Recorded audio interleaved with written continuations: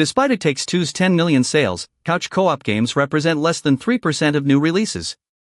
Here's the thing, millennials grew up blowing through GoldenEye and Mario Kart on their living room couches.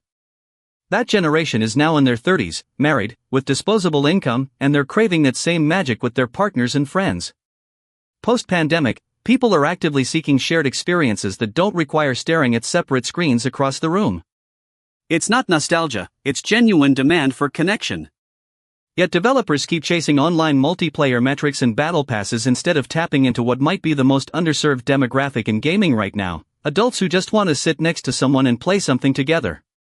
Here's the thing that makes this shortage even more frustrating: the proof of concept already exists. It Takes Two didn't just sell well, it absolutely dominated.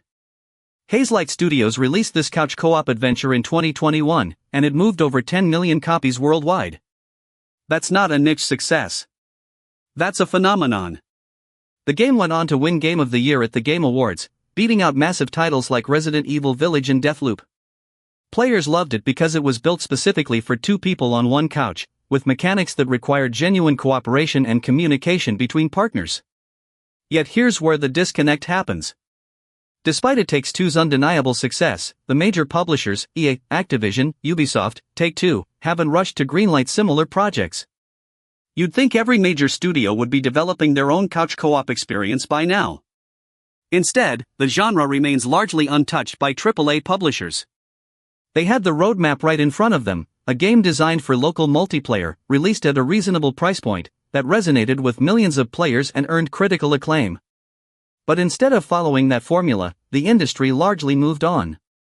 That's the real mystery here. Here's where the real disconnect happens.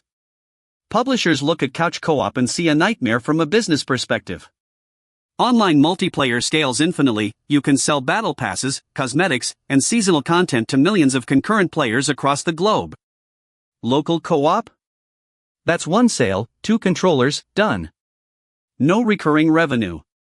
No live service opportunities. No whale players spending hundreds monthly on cosmetics. But the data tells a different story. It Takes Two maintained a 70% player retention rate through its entire campaign, something most online multiplayer games can't touch. Players finished it, talked about it, recommended it to friends. Split Fiction replicated that success. These aren't one-off anomalies, they're proof that couch co-op creates genuine emotional investment that translates to word-of-mouth marketing worth millions in advertising spend. Meanwhile, online-only multiplayer games are plagued by burnout. Players grind seasonal content, hit a wall, and churn. They're not telling their friends these games are life-changing experiences. They're just moving to the next seasonal reset. The irony? Couch co-op doesn't require complex monetization systems. It just requires developers willing to bet on a single, well-crafted experience over a platform designed for perpetual extraction.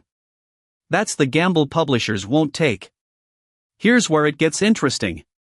While EA and Ubisoft sit on the sidelines, smaller studios are proving couch co-op isn't just viable, it's profitable. Hazelight Studios didn't start as a household name. They were a mid-tier team that took a creative risk on It Takes Two, and it paid off spectacularly. But they're not alone anymore. Annapurna Interactive has become the unofficial champion of local multiplayer, backing titles like A Space for the Unbound and supporting developers who prioritize shared screen experiences. These aren't AAA budgets, but they're not shoestring operations either. The difference is mindset. Indie and mid-tier publishers understand that couch co-op players are loyal. They're willing to pay full price for games designed around local play because they're solving a real problem, the need for genuine connection in the same room. Split Fiction's success last year reinforced this. It sold millions without the marketing muscle of a major publisher, relying on word of mouth from players hungry for quality co-op experiences. The indie revolution isn't filling a gap reluctantly. It's proving that the AAA industry simply miscalculated the market entirely. Here's the reality: the industry is chasing online monetization while overlooking what players genuinely crave: authentic moments with friends and partners on the same couch. That connection, that shared laughter when you mess up together, can't be bottled into a battle pass. The shortage of couch co-op games isn't a market failure, it's a publisher blind spot. Your weekend deserves games that bring people together, not keep them isolated behind screens.